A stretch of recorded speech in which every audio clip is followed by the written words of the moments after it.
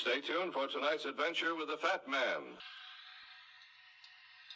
Okay, here we go. Good morning, good afternoon, good evening, whatever time of day it is. I hope it's good to be where you are because I'm really excited to be here today. My name is Baltimore Fats, and it's time to play hide and seek. Yeah! All right, have fun, guys. All right, so let's take a closer look at Edward Hyde, 1st Earl of Clarendon. Lawyer, member of Parliament, advisor to both Kings Chuckies 1 and 2. And he's the grandfather of not one, but 2 Queens of England. First, there was Queen Mary II, who ruled as co-regent with her husband William. And then there was Anne, who would rule the kingdom as the last Stuart monarch. Were it not for Eddie Hyde, the Stuart dynasty might have a very different ending, because it's her death that sparks the Jacobite Rising of 1715.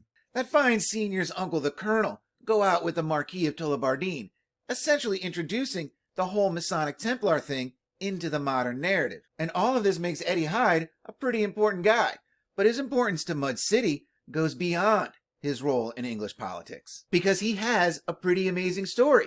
Yes, even more amazing than that full, luxurious teenager's mustache. I mean, come on, is anyone buying that this is a 17-year-old boy with that lip rug, which apparently abandons him later in life, the way it thins out, or maybe that was the style, I don't know. But one of the things that makes his story so amazing, the gatekeepers at Wiki try to obscure the origins of his paternal family line when they dead-end the Hyde family story with his great-grandfather Robert Hyde of Norbury.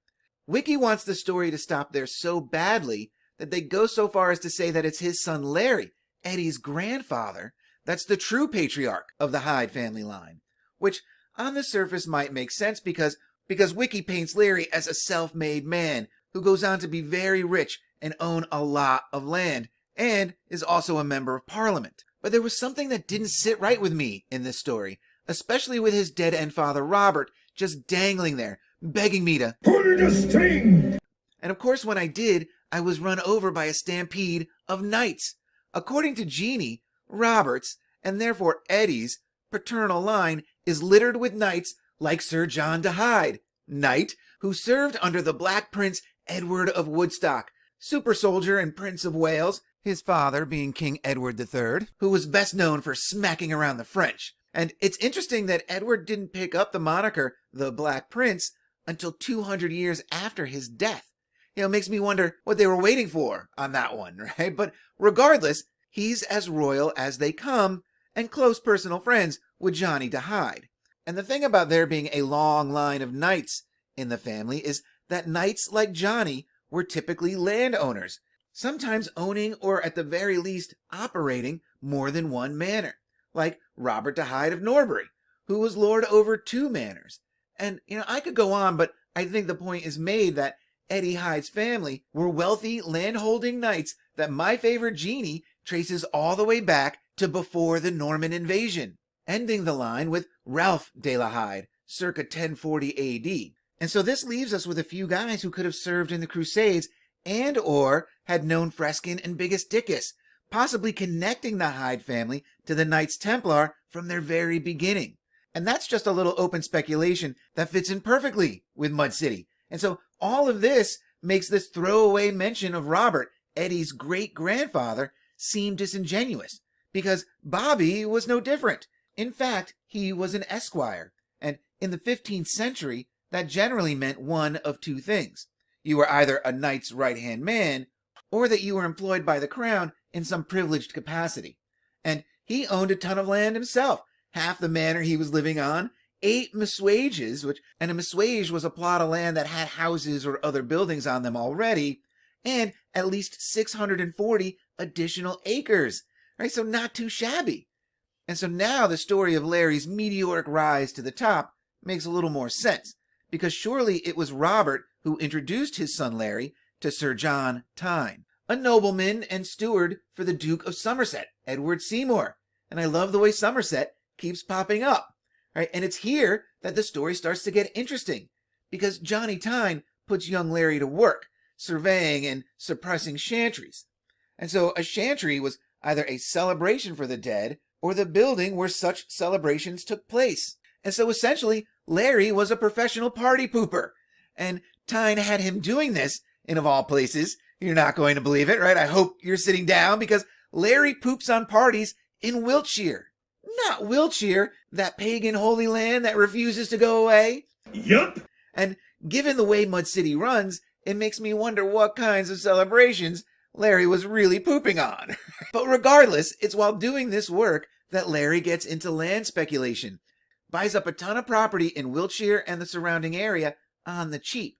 For £1,250, or roughly $1 million today, he picks up all of this land and permanently plants him and his family in Wiltshire. And I believe this is why Wiki calls him the patriarch, because after him all the Hydes are styled from Wiltshire. And the crazy thing about this move to Wiltshire, beyond all of this land that he buys on the cheap, beyond the pagan origins of Wiltshire, or that pervy Mervyn Touche was from there, or any of the other ways Wiltshire connects to Mud City, it's that Larry's wife inherits this property in Wiltshire, Warda Castle, which had recently belonged to Thomas Arundel, our beloved Lady Baltimore's great-grandfather. And Larry apparently sells it back to the Arundels in 1570, who go on to make it their family seat.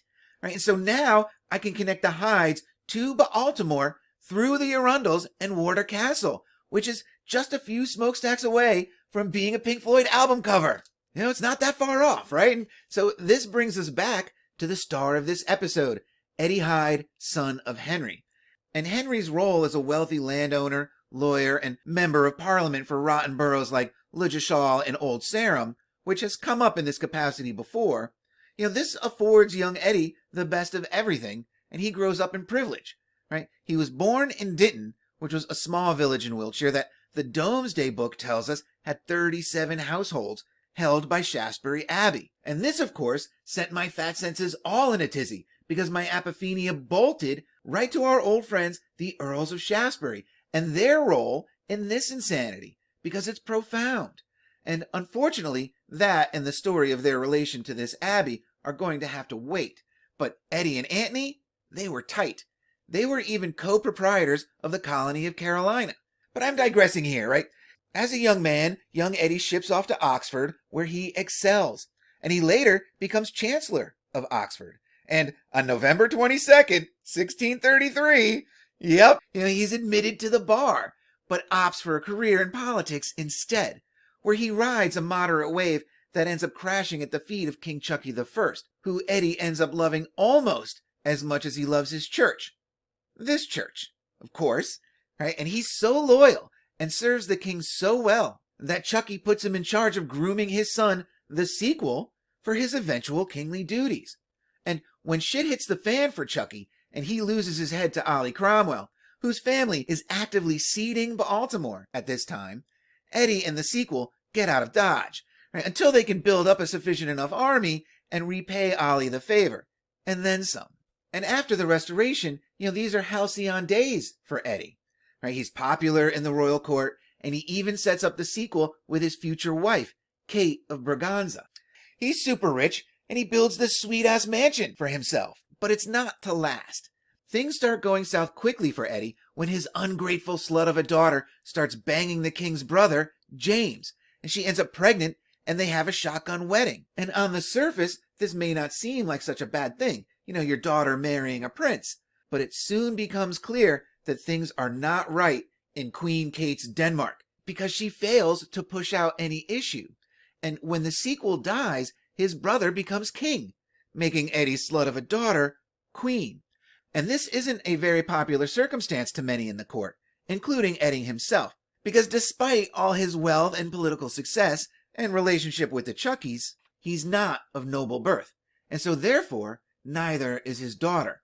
And that's a problem, one Eddie was apparently well aware of, because rumors were spreading among the court that he knew Kate was barren and deliberately set her up with the sequel in an effort to make his daughter queen and elevate his bloodline, which is exactly what happens when James marries Anne in 1660, and on November 3rd, again, can't make it up, he was raised to the peerage. And for his part, Eddie of course denies these rumors, going so far as to publicly say that he felt James never should have married his daughter, a slight she never forgets. And all of this was playing out while the sequel was still alive, and Eddie starts to crack, Right? He starts fighting with his old buddy Chuck. And even worse, he pisses off the king's side piece, who actually does bear children to the king. And she makes Eddie's life miserable. And he also starts making some really questionable decisions as a politician and ends up facing impeachment charges that fall short. But the damage is done, and he finds himself so far out of favor with the king that he gets banished from the empire in disgrace by an act of banishment. And he takes exile in France, where he bathes in bourbon and pit stops in Avignon in a move that possibly connects to the trip that the colonel took there with the Duke of Ormond, because why wouldn't they be connected? And poor Eddie can't even exile in peace, because the King of France is trying to get on the sequel's good side, and he keeps trying to get rid of him as well. But he's just too old by this point. He's physically crippled by gout and needs to be carried around by two men. And the hits keep on coming when on April 23rd, 1668, in what feels like a failed assassination attempt, he's jumped by some English sailors and beaten to within an inch of his life. But he was rescued at the last minute by the guard. What guard? Where were his two helpers? This story stinks. And the final insult to his injury is that even writing him letters was considered an act of treason. And he lived for several years after this attack and was a prodigious writer of books and letters before dying in exile disgrace in 1674 in Rouen, France, which just so happens to be the capital of Normandy, which could be an indicator that the Hyde's roots may trace back there. And thus ends the story of Eddie Hyde, 1st Earl of Clarendon. And I told you all of that just so I can talk about the strangeness surrounding his legacy. Because as a lowly trader who literally gets banished from the empire, nobody seems to have a problem naming shit after him. Of course, we have Clarendon Square that boxes in the Polygon, and in a move that may betray Eddie's involvement in all of these shenanigans, Oxford University names not one, but two buildings after their disgraced former chancellor. First, the Clarendon Building in 1711, and then some 60 years later, the Clarendon Laboratory in 1872. And I say may connect Eddie's involvement here because the Clarendon Building is home to Oxford University Press, which, of course, is the largest university press in the world. And Clarendon Laboratory is home to Oxford's advanced physics program, atomic, laser, condensed matter, as well as biophysics. And the original building houses Oxford's Earth Sciences Department. In Mud City, the corruption of earth sciences is one of the main drivers shaping the realm. And the amazing thing about these buildings is that their construction was allegedly funded by the sale of Eddie's posthumously published book called The History of the Rebellion, which was a history of the English Civil War. And so the story goes that Oxford University Press had outgrown its basement HQ under the Sheldonian Theatre, which is a U-shaped red brick auditorium with a Roman facade. And so think about that for a second. What does it say that so much of the publishing and promoting of the new arts and sciences is so closely connected to the theater? We have Oxford University Press publishing out of the Sheldonian Theatre, and then we have the Murrays and the Royal Society setting up shop in the West End, whose main Broadway-like drag is called Shaftesbury Avenue, named after the 7th Earl Antony. And these Shaftesburys just don't want to be left out of this equation. All the world's indeed a stage. And so real quick, we're told that Oxford University Press publishes its first book in 1478, but isn't granted the legal right to print books until 1586. So I guess Oxford University Press was running bootleg books out of their college for the last 108 years. Who knows how much garbage polluting the river of natural philosophy came out of those presses during that time.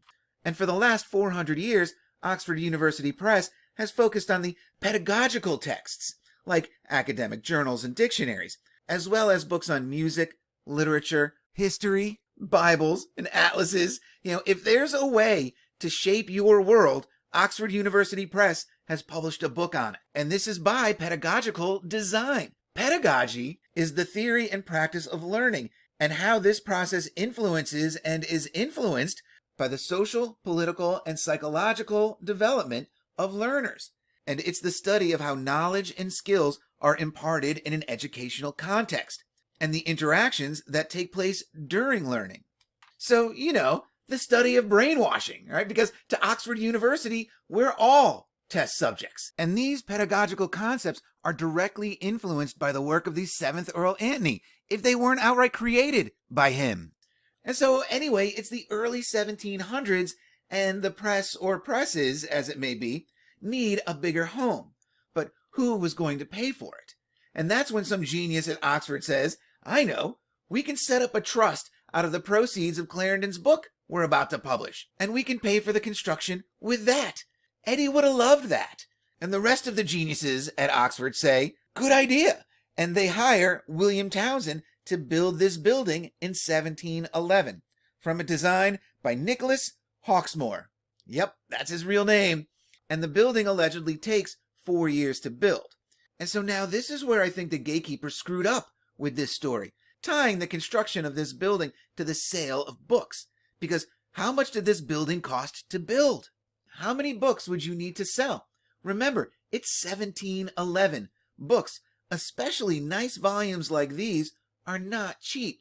And so comparatively, we know that Eddie paid £40,000 to build his house some 40 years earlier, or about $10 million today. And Eddie's house kind of looks like this building with wings. And so we'll be conservative and we'll say that it cost half as much to build in 1711, about £28,000 or $5 million today. So that means Oxford expects to generate at least £28,000 profit just by selling this book. That's a lot of profit. So I wanted to find out, what this book retailed for in 1705. And unfortunately, I couldn't find that information. But knowing the little that I know about the pricing of books in the early 1700s, I think it's reasonable to suggest that these books retailed for £1 a piece, or £3 for the set. Because these are nice leather-bound volumes with engravings, and they weigh over 7 pounds each. Can you imagine carrying around today's latest bestseller and having it weigh 7 pounds? And so in 1705, which was the year after its press run of 1702 to 1704, or roughly a year per volume, a pound was worth $302. So £3 for the set would be over $900 today. These books were not intended for Gen Pop, because how likely are you to spend $900 on books about a history you don't care about, right? And so the question is, how many of these sets would you have had to sell in 1705 to generate the £16,500 you would need to get that what would be $5 million today, right? So just to gross $5 million in 1705, you would need to sell 5,500 sets, or approximately 16,666 total books. And so to net $5 million, I have no idea how many books you would need to sell because I don't have an understanding of the costs, what paper costs, leather, the binding, so forth. But just a gross money press run is fishy, starting with the pressing itself, because Googly was kind enough to tell me that Oxford University Press had 5 wooden presses in the basement of the Sheldonian Theatre. So that means each machine would have been responsible for more than 1,000 copies each per year to meet the 16,666 copies during a 3-year press run. That's over 3 complete books a day per machine. And at over 500 pages in each book, if one template has 2 pages, that's at minimum 750 pages per machine per day, or roughly 1 2-sided page for every 2 minutes. And that's if you're running these machines 24/7 for the year. Was this the only book that Oxford University Press published during those 3 years? I highly doubt it. All right, so just the numbers in terms of production are kind of fishy. And then you have to sell them. And at £1 a pop, or $300 today, what was the market for these books? Because you have to remember, it's 1705 to 1711. Was the book buying market strong enough in the early 1700s to support these sales numbers? Because we have to keep in mind that the Great Rebellion was over 50 years earlier, and that Clarendon was not highly regarded by the population at large. And the marketplace is flooded with other books on the subject, like these 2. And Gen Pop was largely illiterate at this time. So who are these books for? Because you also have to factor in the economy.